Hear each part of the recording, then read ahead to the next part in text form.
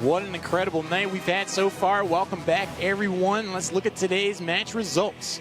UT San Antonio falls to Texas A&M 2-0. Georgia takes down South Carolina. We just saw San Francisco State University get the 2-0 on UNLV. And we got one more match for you. Santa Clara University going up against Utah Valley University, UVU. I mean, it's been a clean series of sweeps, 2-0s across the board. I'd love to see a Game 3, but when you see these 2-0s, you see very clean play. Yeah, man, it's been really impressive to see. These teams have the opportunity to create the first Game 3 of 2017 Heroes of the Dorm. Again, my name is Lauren. I'm joined by the Professor, the Source. We've had an excellent time watching these games, and I'm particularly excited for this game because for Utah Valley University, I've actually had the pleasure of casting these guys before. I've casted them in Chair League. Yeah, I mean, the Deckard Paynes. You don't get a better name than that. All right. You ready? Ready? Okay. Stay a while and listen.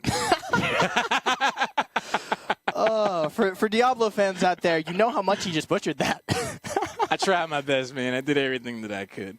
But I'm really excited to see these two teams match up. Santa Clara University brings a lot to the table. We're going to take a look at the teams there. I'm really excited to see them jump in. I'm wondering what picks they're going to go. We got Sir Miles, the freshman.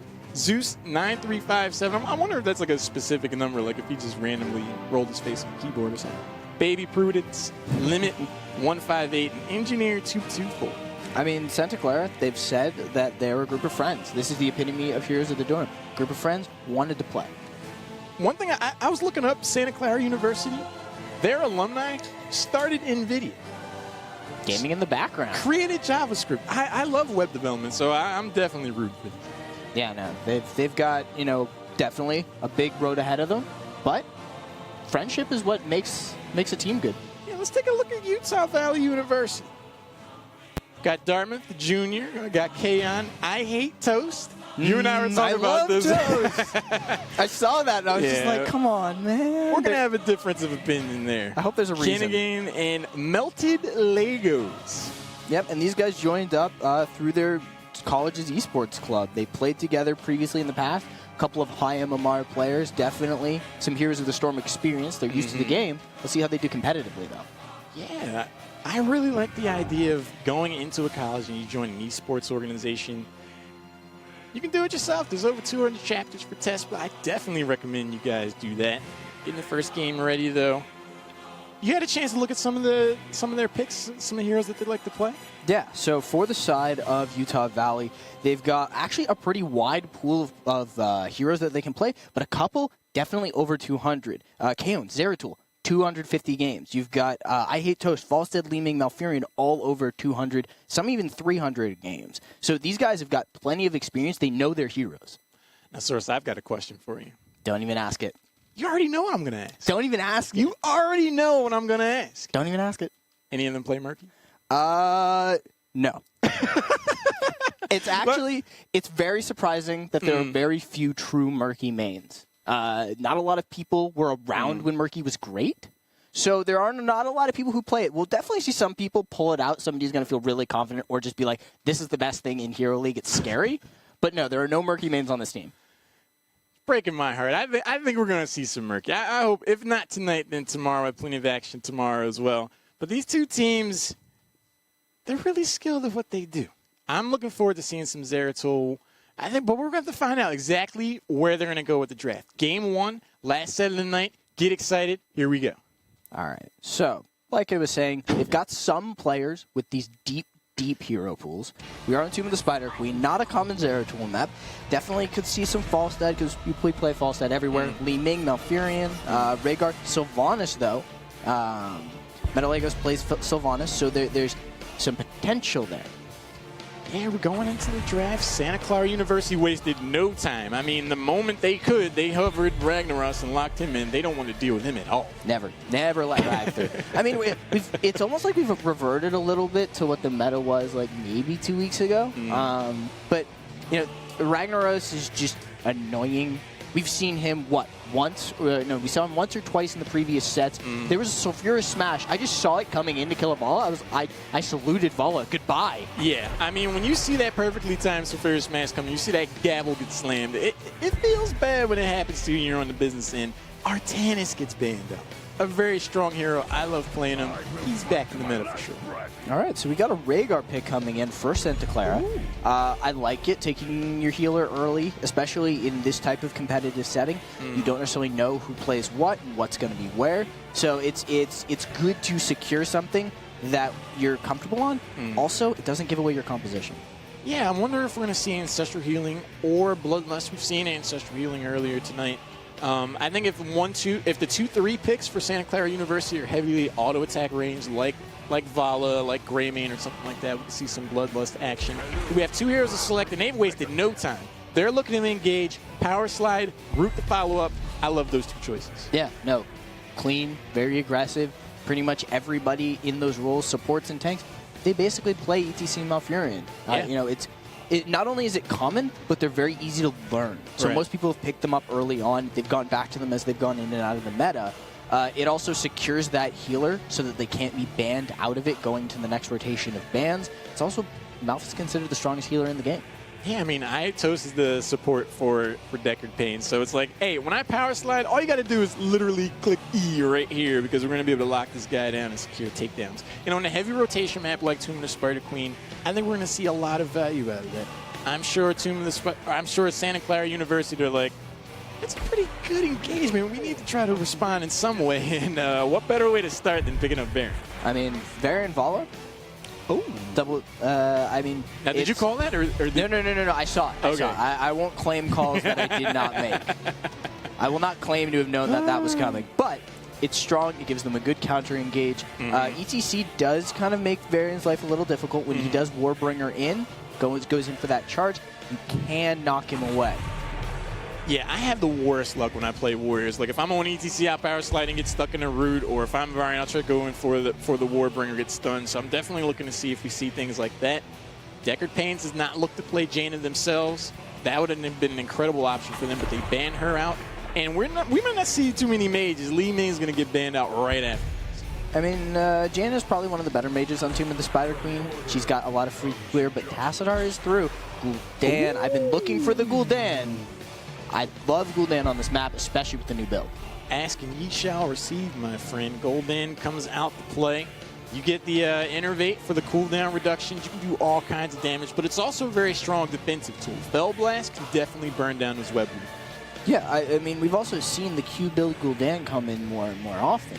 Echoed Corruption is good, but you can make Gul'dan burst. And that's terrifying. He's supposed to be this sustain mage, these dots. You've got a little bit of burst out of the fear. But when he can really get in your face, he fears you back into him, lands the full combo, that will kill a mage. And we were talking about you wanted the Horrify Twilight Dream combination. What was that? The Nightmare? That was yours. You coined the Nightmare. I think it might have been in Varum's, actually. Ooh, it might have been in Varum's. We'll check with him on that one later.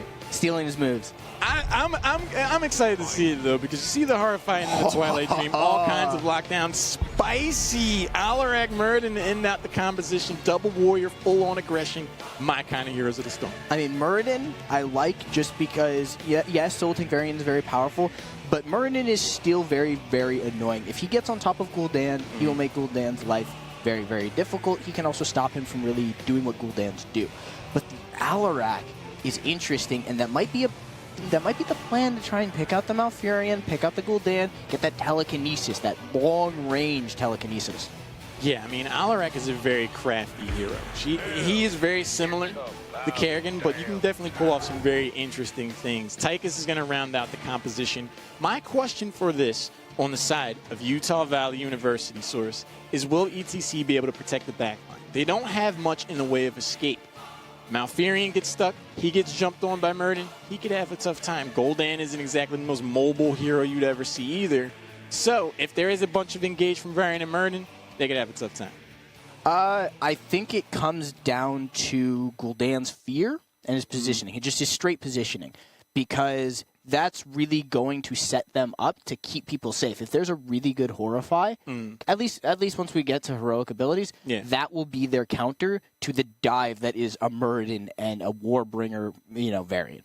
I 100% agree. I feel like ETC is going to be the key to this. If he can power slide, definitely get the ball rolling, get the initial time for Horrify to come in and for the Twilight Dream to follow up and whoever gets brought forward, that's pretty much a free takedown for a hero like Tychus, and then they can start to snowball things. Who do you think has stronger wave clear? Definitely, Yeah, I'm still going to say Utah. Utah's wave clear is better than Santa Clara's, just because you've got Tassadar, you've got Gul'dan. That on its own is better, and you could even get in Moonfire Malfurion. That could also be pretty key. Yeah. So there's a lot of options for them to get the job done. Yeah, I definitely agree with that. We were talking about Gul'dan's ability to have a really big impact both defensively and offensively. Tychus stands to bring a lot to the table as well. Do you think we see Draken Laser here? Or do you want to see Commandeer Odin come out? I definitely want to see Odin. Yeah. I want to see Odin for a couple of reasons. Mostly because it'll give them guaranteed damage into those double warriors, but also because Draken Laser, there's a Vala there. She's going to be able to deal with that very, very quickly, as well as Alarak. You forget how much damage Alarak does in an instant. That will destroy a Draken Laser. Yeah, man, that's why I call you the professor. You making excellent points. I'm really excited to see how these teams shape up. I really love double warrior compositions, so Muradin variant stands to get a whole bunch of value for me. I think Warbringer and a Stormbolt will buy all the time in the world to secure these takedowns, but we're not going to theorize this anymore. Game 1, the last set of the night, opening night of 2017 Heroes of the Dorm. I'm Haloran. This is Source. We're ready to go. So let's introduce these teams. Yeah, on the left side, we have Santa Clara University. Sir Miles is on Muradin. Zeus 9357 is playing variant. Baby Prudence is on Vala Limit. 158 is on Alarak, and Engineer 224 is on Rhaegar. And over on the right side, we've got Utah Valley. It's going to be the Deckard Pains, Dartmouth on Tassadar, Kaon on the Gul'dan, I Hate Toast on Malfurion, Kennigan on Tychus, and Metal Legos on ETC. I'm a fan of Toast. I like Toast. I like Toast too. Let's.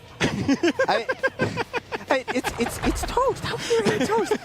If we actually get to interview them, they make it further in the tournament. We talk to them. I gotta ask why he hates Toast. All right, you ready for this? Yeah. Place the items in the Herodric Cube. Oh my god. Fell Blast is going to start clearing out the wave. We're going to see some early value for sure on Kaon with Gul'dan. Sir Miles looking to find the right moment, see if he wants to go in. But I think both of these teams are just kind of acclimate themselves to the map, feel each other out, see if they can find any openings. A standard 4-run rotation for at least Deckard Pains, but Rhaegar is going to join Alarak down in the bottom portion of the map. Curious. I mean, it makes some sense. Alarak is really your solo laner, and on the other side, you want to keep the double support with your Gul'dan. You want to keep him safe with the Tassadar, and you want to allow him to just endlessly wave clear, as we see. Kaon, he's getting the job done. They've also gone with the Energy talent on level 1 for Malfurion, so it's reducing that cooldown by 8 seconds. Lots and lots of mana.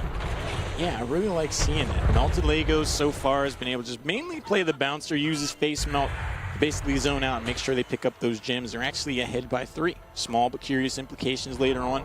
I think Deckard Pains wants to try to make something happen earlier rather than later, especially before 4, because Varian will become a much bigger problem with Rhaegar. Ooh, if they get this route, nice telekinesis from Limit. That would have been a great pick for them. Limit said not even close. That's some of the crafty play we were talking about with telekinesis. Those are the things that you can pull off. Stun goes in on Melted Legos. Sir Mal jumps over as he sees the rotation come in from Deckard Pains. Rooted is Rhaegar. He's starting around the bend, trying to take the long way home. Melted Legos hits the face melt. Almost gets the kill, but then Sir Miles is going to be able to jump out too. Yeah, and that's a lot on that quest talent for Gul'dan. He's going to start to hit really hard. I mean, that fight didn't really accomplish anything other than letting Gul'dan just dish out damage. It also did force a couple of taps.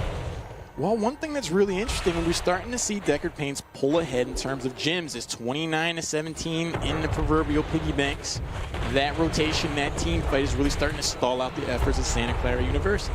I mean, it's an aggressive rotation. The fact that Gul'dan is able to clear Kaon is just wave clearing at such a prodigious pace.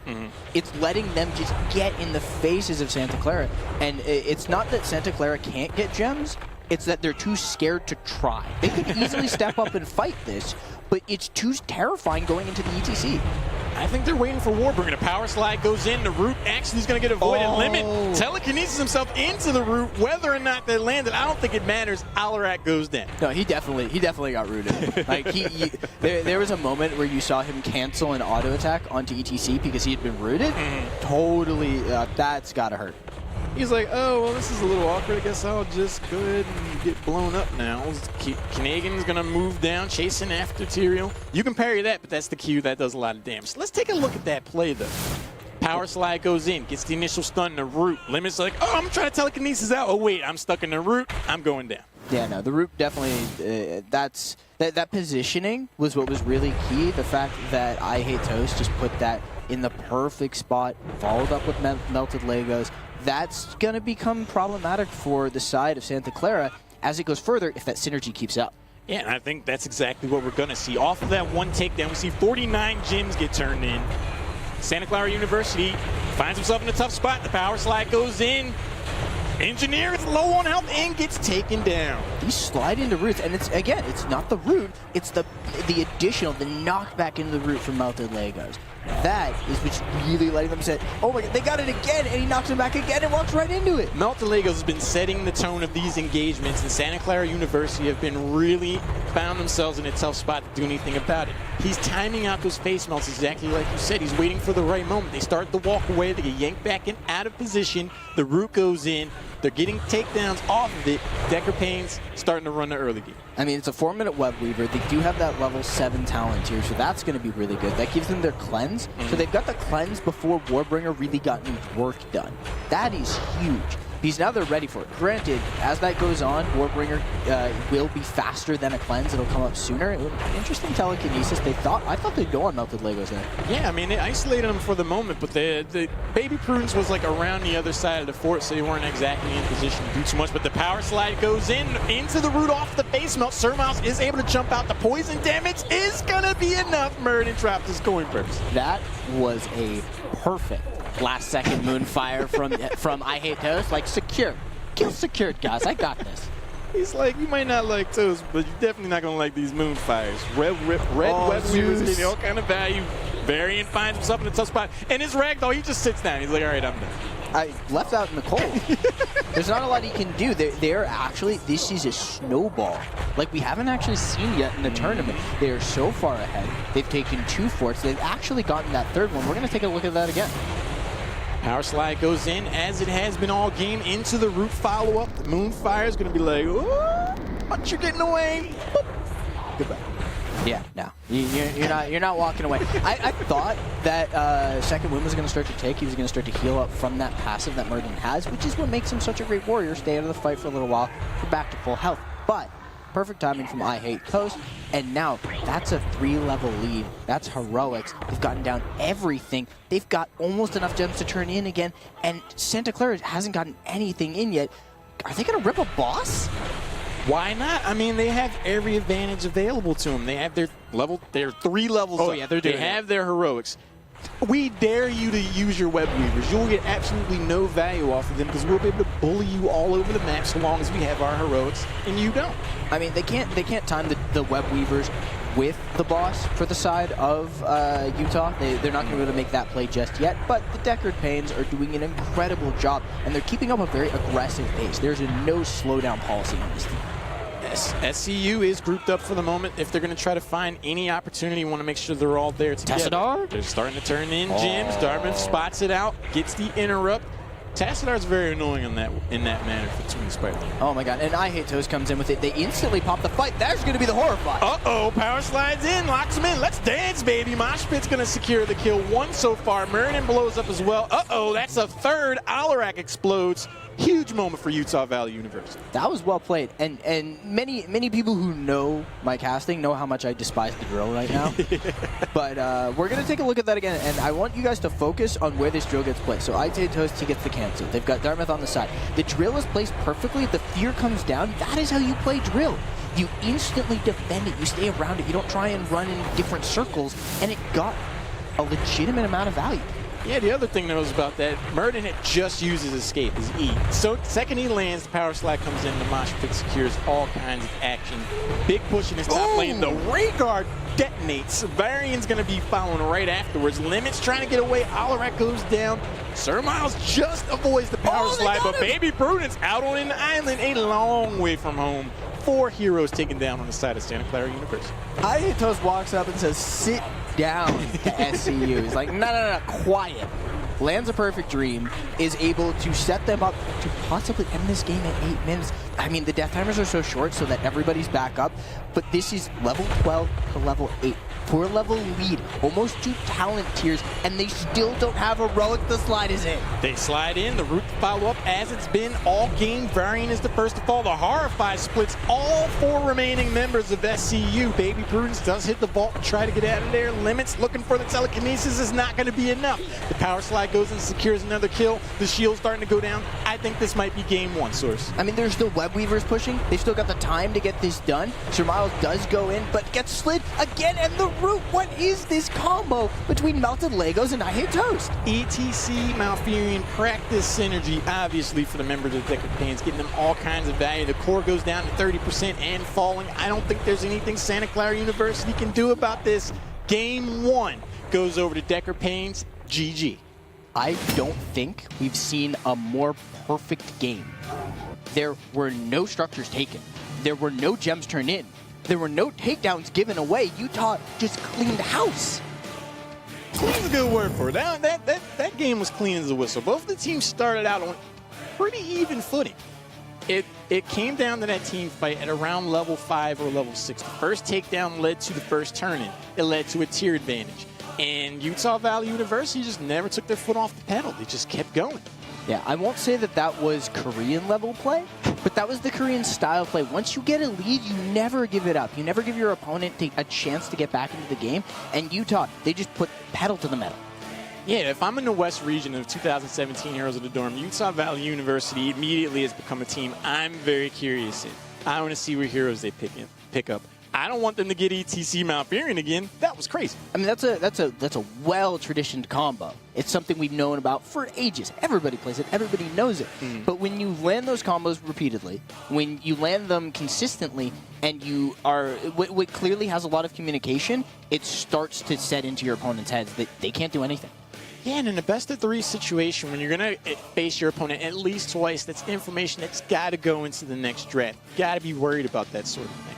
It's insane. Power slide into root, all kinds of value. And they had Murden and Varian. It just seemed like by the time that they really started to set things up and they got Warbringer and they could potentially look for an engage, the snowball already got them. Yeah, I mean, we can't put too much down on Santa Clara. They have said they're just a group of friends looking to play the game. So they may not be ready for the type of team communication. But let's see if they do rally back going into game 2. I think it's definitely possible. I mean, it really just ended up being a matter of happenstance. The dwarf toss right into the power slide, that's unlucky. You lose the first takedown, you lose the talent tier, unlucky. But they have the mechanical skill and ability. I think if they make some adjustments to their draft, they could definitely force out the first game 3 of 2017 Heroes of the Dorm. Source, do you think they go for another double warrior composition? I don't think that their composition was a problem. I just think that Utah was ready for the snowball. They got 1 kill, and they immediately chained it into the next, into the next, into the next. Yeah, I definitely agree with that. One thing that we see in Heroes of the Storm is that team play matters. Understanding of the map matters. But we're going to go into a quick commercial break before we get into the next game. I'm really curious to see if Santa Clara University is going to be able to force out Game 3. I believe in them. I hope you stick around. Don't go anywhere. More excitement ahead.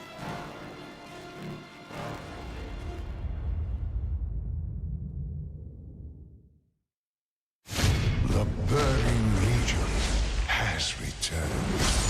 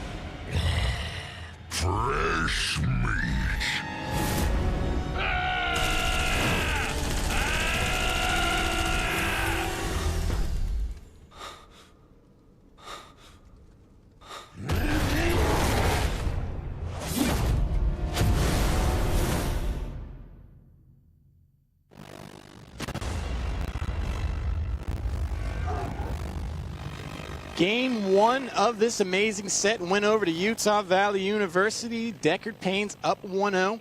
My name is Lauren. I am joined by The Source. Welcome back. We've had a very exciting set so far. Yeah, no, that was an impressively fast game. They played it really, really well. Utah was able to just chain one play after another. Yeah, it was really impressive to see. I'm really hoping that Santa Clara University has taken this moment to really collect themselves. They're still very much in this game. They played well enough to where I feel if they change the map up a little bit, they go to a different, Towers of Doom or something like that, well, we're going to see exactly where they go. Yeah, no, they're going to Battlefield of Eternity, actually. We're going right into this Battle of Eternity draft, and it's a different strategy from what we saw before. Last strategy was all about those rotations, and they really just got caught unawares. Maybe a good team fighting map will be what they need. Yeah, I definitely agree with that. And Battlefield of Eternity is the perfect map for that. On Tomb of the Spider Queen, it's a much more open-ended feel. When there's a focal point, it seemed to me like SCU really did well. So I'm really glad to see that they're ended up on this map. Yeah, I mean, I expected to see another immediate Ragnaros ban. Oh. Sylvanas. Okay, so they have now forced Santa Clara to ban Rag, or I think we see Utah Valley take it. I think we either see Utah Valley take it, or Ragnaros gets banned out, and we see our first game tonight with Artanis. We haven't seen any amateur opponent. Where's been the everybody's banning it? Tassadar. Oh, okay. So Santa Clara, they're playing a dangerous game here. They want one or the other. I really like this idea from Santa Clara University, though. We're talking about the merits of Artanis and Ragnaros, and here we go. I am very happy to see that.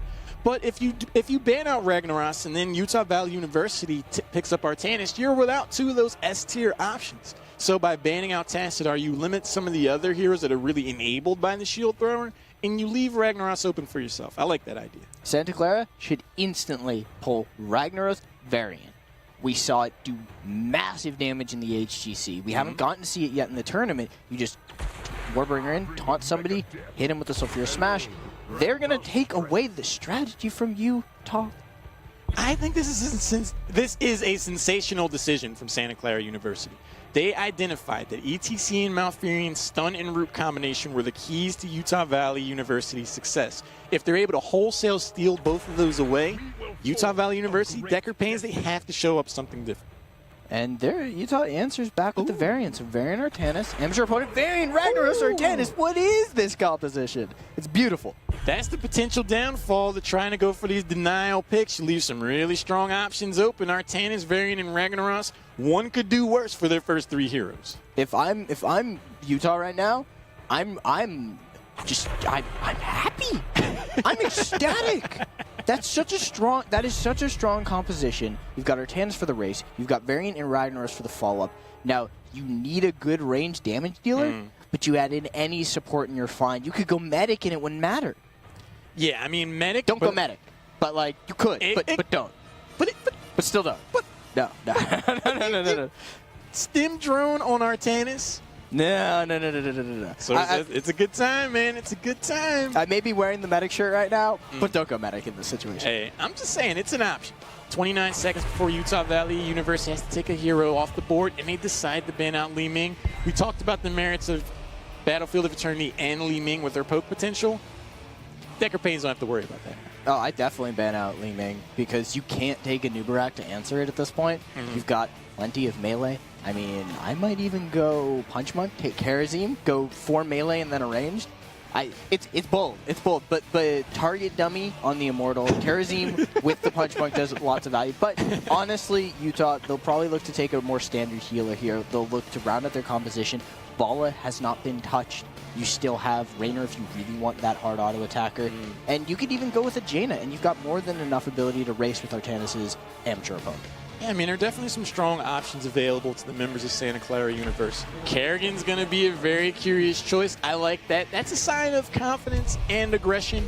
A great way to rally back for Game 2. And we see the Demon Hunter get picked up. Vala's back in play. Yep, and we've got, I believe that is not going to be a Kerrigan. I think that might have been a misclick in. We will look to find that out. Vala being picked up, taking away that strong range that Utah Valley would have been able to use to really round out their composition.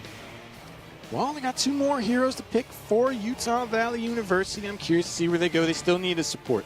I'm a big proponent of the DPS Karazim situation. I would go full-on aggression. Why not? You've got all kinds of engage. You can get the long-range swap, get the Warbringer for the initial engagement. It could get crazy. Yeah, no, it makes a lot of sense for them to just kind of pick a composition that can really go in there. Options for them would be, I'd even consider Brightwing. I don't mind it on this map. Ariel would be the more standard pickup. It's difficult to say. They are taking their full time with this, which honestly I would. You've got all the time in the world. There's no need to lock in your picks early. Take your time, think it through. Yeah, I think this is a really measured choice for them. And as you mentioned, Ariel, the more I like the idea. But Brightwing and Greymane are getting picked up. You saw Greymane do all kinds of work on Battlefield of Eternity earlier. He's back to business. Yeah, and I mean, maybe we actually get to see the Cursed Bullet this time. I'm praying. Every time we see it, I just want to see what it can do, especially in the hands of some of these players. Like, they have a decent Greymane player on their team. I can't remember who it is off the top of my head, but they have the potential to really bring down, and it's an ETC solo tank right now. Yeah, I mean, ETC is going to have a whale of a time trying to keep any sort of backline alive for Santa Clara University. He power slides in. That's the green light for Greymane to jump in on the back on the flank. Brightwing could potentially jump in with the teleport, go for the Emerald win. A lot of Warriors on the side of Utah Valley University, though, paves the way for Tychus to get picked up to round out the draft. Definitely a strong pick. I like the Tychus. It lets them deal with the fact that, I mean, even though it's two Warriors, Ragnaros, he's got a pretty decent health pool. He's going to be around that level of annoying when you're trying to actually get in front of your opponents. One thing I really like about Utah Valley University's composition is that it is the definition of aggression. You have Ragnaros. Definitely. You have two Warriors. You're looking to go in and do all kinds of work. And what that says to me is that they're looking to end the team fight in either 3 seconds, or we're going to see Santa Clara University withhold that and try to turn things around in their favor. I mean, the sustained damage is through the roof. Now, that is a Kerrigan. I for some reason, I thought that wasn't a Kerrigan. I thought I'd seen a bug, but that will be a Kerrigan pickup. Oh, yeah. So they've got a bit of dive potential. ETC's got a dive, buddy. They might be able to get deep enough into the backline, pop the Brightwing, take that out of the equation, maybe even get on top of that Greymane before he dives in. Absolutely. If I'm Kerrigan and I'm going up against the solo support Brightwing, I'm definitely looking to land a combination on her. If I can get the party started in a team fight like that and put Brightwing on the back pedal, we can definitely get some work done and start to snowball things in our favor.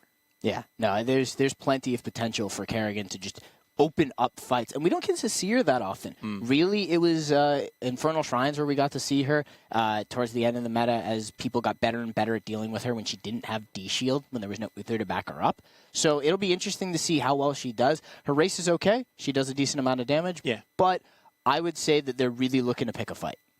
We're going to see exactly how this plays out. The second game, potentially the last of the night, unless Santa Clara University has something else to say about it.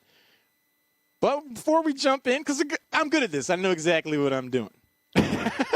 Not another one. What I'm curious to see is how Utah Valley University decides to go for the Immortals. Because I think one thing that could really get some value out of is sending Greymane over to attack the enemy Immortal, and then you use a double Warrior composition to get defense and really buy time for Greymane to get you a shield advantage. Okay, I thought you were going to go into another Deckard Cain and not go into like something map-related.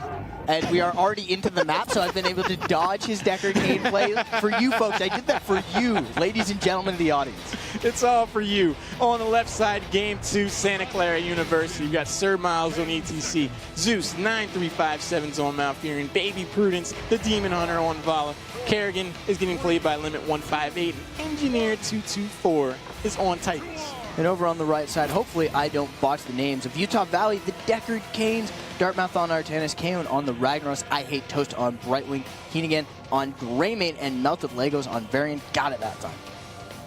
I like Toast. I like Toast. Anyways, we've got an early play towards the bottom, an early play towards the top. Both teams staying away from each other, but now the Deckard Pains, they're up for blood. Yeah, I mean, they have the composition to do exactly that. They're roving around in a full 5-person pack. Kaon shows himself in the lane. Oh, the early swap goes in on Limit. He blows away. Kerrigan was not expecting that. I can tell you that one. I didn't think he'd be able to rip the swap from that angle. That was impressive. Way to open up. It's all about sending a message. with an exclamation point. I thought there'd be a moment where the other 4 members would be like, you know, we got to right, replay yeah, that. That was so good. Replay. Look at how quick he got him into his team. He instantly, like normally everybody's like, oh, I'm going to go out with the Q and then swap. But that was snap play. Yeah, I thought they were like, well, let's just bunch up and wait for the right moment. No, Dartmouth was like, no, I'm going in, QP, we're making this happen. First takedown of the game, less than 1 minute in. Power slide goes in, Santa Clara University looking to respond. Multi-Legos, eat some damage. The parry's going to be able to get him out, though. No takedown just yet for Utah Valley. He got lucky. The impale from Limit was just a little bit off. That stun, had that connected, that could have easily been a dead Varian because Varian's not tanky until 10, folks. Yeah, he definitely is a hero that relies heavily on his talent choices. Level 4, once he gets Warbrain, his value is definitely going to go up. Another huge engagement, though. The Polymorph goes in. Cannigan's low on health, jumps forward, actually. Kerrigan goes down, and Greymane somehow manages to skate away. Ooh, that right there is some seasoned Greymane play. I mean, just mobile play in general. People rarely are willing to step towards the opponent. Sometimes that's what you need to get away. You walk forward, then juke to the left. Yeah, I mean, most teams are looking for you to retreat, so when you jump forward, you put yourself in interesting spots. With the long-range swap, isolates Sir Miles. He's like, I didn't mean to be back here. How did I end up here? Third takedown for Utah Valley University. Is this Tomb of the Spider Queen? Is this a repeat? That was... We are 2 minutes into the game, and they've already got 3 takedowns. The Immortal is already very, very low. They're fighting off the objective. They're picking as many fights as they possibly can. They even sent Ragnaros down to the bottom to soak right as that first takedown had gone through, and they're up a whole level at 2 minutes, 30 seconds. I mean, Decker Pans are playing this game beautifully the whole time while they're getting extra on ETC. They're getting way ahead in the Immortal. Look how much shield is on this first Immortal of the game. They have a tier advantage.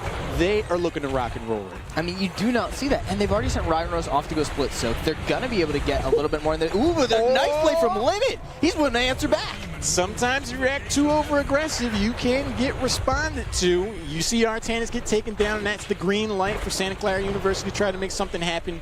Low health bars on the side of Decker Payne, so they back away. They should allow Santa Clara University to burn down this Immortal. I mean, Santa Clara is going to be down in experience, but they will not go quietly into this sweet night. They are willing to fight back with basically the play that they tried to set up at the beginning. It's going to be the increased damage for Kerrigan at level 1. So we're probably going to see the AoE increase on the stun. Just make sure that combo is big. Get everybody in there, especially with that 4 melee, or 4.5 melee when you count Greymane composition. Yeah, it was a nice job on Santa Clara University's part. They gambled heavily on sending all 5 members to the top, so that did allow Deckard Paynes to further exacerbate. But the long swap goes in, the route to follow up, the power slide, a huge Kerrigan combination. Everybody's going off right now. Limit gets isolated. Kerrigan is the first to fall. I Hate Toast manages to survive that, comes back in. Sir Miles now taking a decent amount of damage. He'll survive. I thought they had them. They needed just a little bit more damage, and that could have been the turnaround for Santa Clara. Both of these teams are at each other's throats. Let's look at the replay. That last fight was insane. Dartmouth has been starting these fights with these engagements. Kerrigan turns around with a nice combination, but Baby Prudence was too far away to really follow up with the damage. Leads to Kerrigan getting taken out. What's impressive is that Dartmouth waited on that swap so long that even though that he got knocked back by the ETC, he still managed to land it, still managed to set up the play. It takes a sweet nuance to perfectly time those Artanis swaps. Sometimes you jump in and do it right away, like we saw with the first takedown of the game. Sometimes you wait a minute. You let it slide into the right moment and really make things happen. Utah Valley University is definitely getting value out of Artanis this game. Yeah, so Fierce Hunter's already stacked. Halfway through the second stacking talent for Ragnaros, and they've gone with the Warp Sickness, so they're believing that Artanis is going to land those swaps. I mean, why not? Dartmouth has been a beast all game. With Warp Sickness, once that swap lands, whoever gets stuck is going to be slowed. That could become a tough time for Santa Clara University. Ooh, Sir Miles looked like he was going to get that stun. He has to go for them at this point. They're about to hit 7. They're about to be able to actually fight back. This is the time now. Advantageous-ish for them in terms of the Immortal spawn. They're gonna win the beginning of the race. Now they have to really be ready for the fight. Yeah, I mean, this is kind of best case scenario for Santa Clara University. Without their level 7 talents, and they finally are here, just being able to burn down and get that ahead in a race is something of a blessing for sure. Yeah, no, I mean, the defense, actually, the spawning of this Immortal is going to give them some time. Now, there is a Mercenary camp up in the top. They are starting to lose a little bit of value there. If this continues, though, they're going to lose the race to 10, so they have to find their fight soon. Yeah, this is their moment. They have the level 7s now. Both teams have taken a defensive posture. I feel like it's a, oh, what? Hold on. Dartmouth jumps in. The root to follow up. The cleanse goes out on Artanis. He jumps in, turns around on Kerrigan, secures the first takedown, but it comes at a cost. Artanis goes down. Engineer's looking at Greymane with the grenade. But meanwhile, at the Legion of Doom, Greymane's doing all kinds of work. This team fight's been insane. Wait, what got him? Was that the last tick of the Meteor? We'll see it again. Let's take another look at that. But so swap comes in from Artanis, a little bit aggressive, but look at where Greymane is. He's doing complete damage. Everybody's focused on Artanis. Everybody's focused on bringing him down. Meanwhile, Greymane's picked up 2 kills, is going to turn for a 3rd. That was just a lack of foresight from Santa Clara, and just the enabling. Utah Valley is enabling Greymane Keegan to do what he wants to do. Yeah, I mean, Artanis has been pretty much jazz hands while Greymane hangs out on the side and does all kinds of damage. But to answer your question earlier, Source, I'm pretty sure that was a grenade cocktail to the back of the face. I thought it was, but I was like, did the animation looked weird. It must have just been that perfect, like the last ticket. But the Immortal is here for Deckard Paynes. They're looking to rock and roll. Their heroics are right around the corner. Baby Prudence, the target. A nice cleanse from Zeus, though, helps Demon Hunter get away. Then the stun, they're going to get them all. The Severe Smash slams the gavel, but no kills just yet. The chase is on. Greymane's looking to apply pressure. Waits for him to step behind the wall to throw the cocktail to get the full damage. Another takedown for Greymane. Utah Valley delivers the perfectly timed Molten Core. They've got the damage suppression pulse just because Dartmouth feels like it. I mean, I was waiting for the suppression pulse to finish the kill, and they get the swap. Baby Prudence finds himself in a tough spot. The Warbringer follow up another takedown on Vala. You'll be waiting to respawn for the moment. Red Team Immortal still has a good amount of health. This is going to be at least the bottom keep. Are they going to keep fighting? They're thinking about it. They're really thinking about it. Slide in. There's the swap, and they got him. Sir Miles power slides in after the swap. Tychus goes down. ETC pays for it as well. The Kerrigan combination does get a stun. Not going to secure the disengage. Oh, no. You're going to see 4 members. Baby Prudence the last alive. That's going to be game 2. Yeah, there's that. Oh, yeah, Baby Prudence. Baby Prudence. They got the stun. Oh, they couldn't finish him. They could not finish him before the end, but that is going to be Utah Valley taking the series 2-0. Why can't we get a game 3? Why are all these teams so good? Impressive play for sure. Both sides played well, but at the end of the Deckard Paynes puts on quite the showing. They rock Battlefield of Eternity. Looking good with those Artanis swaps. Yeah, no, the swaps were good. Once he'd taken Warp Sickness, it just got even harder for them to deal with it. They were just ready for him. And like every time Baby Prudence stepped up, the swap was there. Yeah, I mean, aggression was there from start to finish, the entire set. It was so incredible to see. I had a lot of fun. As a Warrior main, that's the kind of thing I really enjoy. I love seeing that. And Greymane is for sure back. Oh, yeah. I'm glad to see Greymane back. Like, we were seeing a little bit of Greymane return with the Greymane trio compositions. That was getting really, really common. But I'm glad to see that he's back just in full form. Let's take a look at the play of the match, though. Very exciting stuff. Looking back at Tomb of the Spider, Sir Miles waiting for the right time to jump in. Aitos rotates around, and here we go. The power slide. Everybody dances. Let's go for a stroll. Telekinesis for further aggression, but Murden's going to go down as well. A huge swing in the favor for Deckard Paynes. Really defined the set. Yeah, and that was really the definition of the way Deckard Paynes was playing. It was well-timed value plays. That was the value drill, something we rarely see. And they just, if you encapsulate that play, that is what you need to do to be able to win at this level.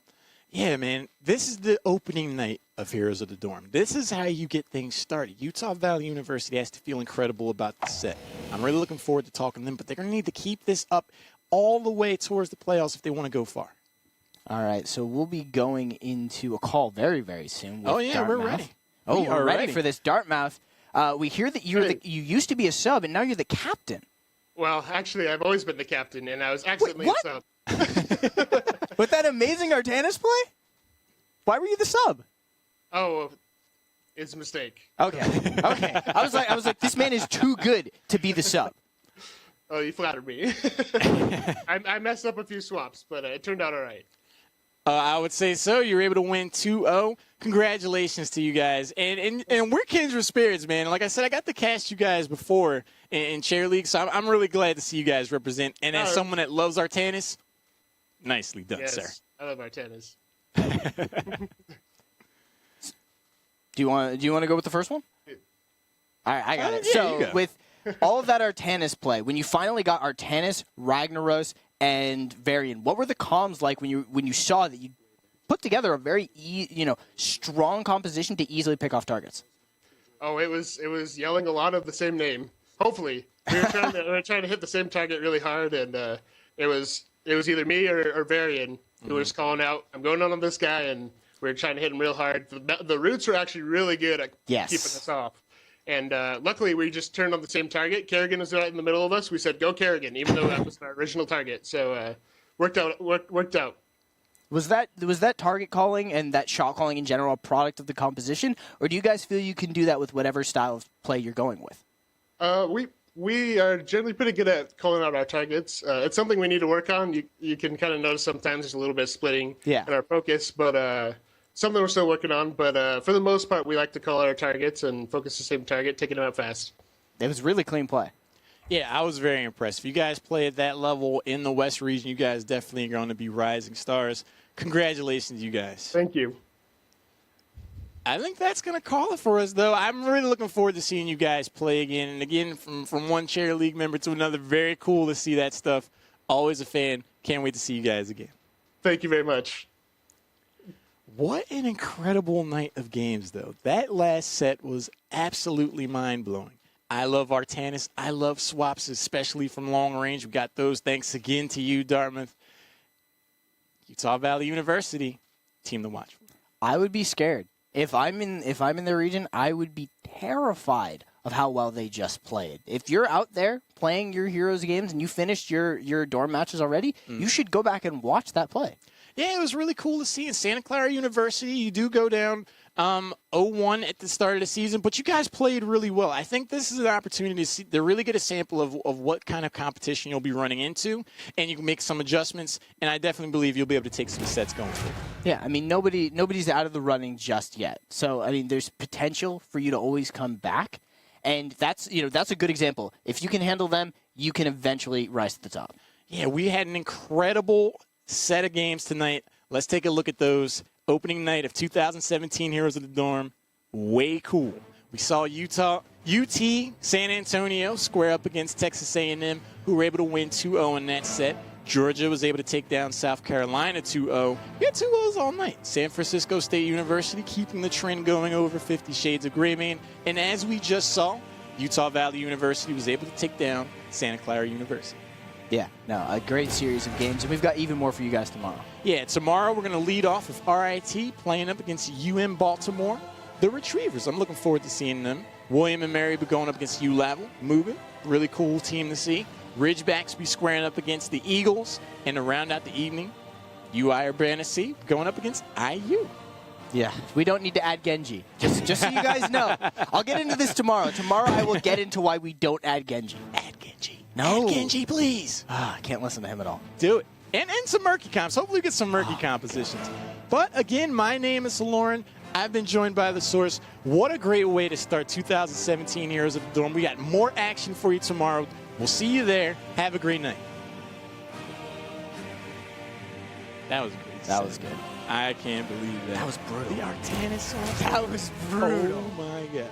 Oh, man. I can't. Okay, did you laugh when I dropped my pen? Were you laughing at that? I did. I didn't.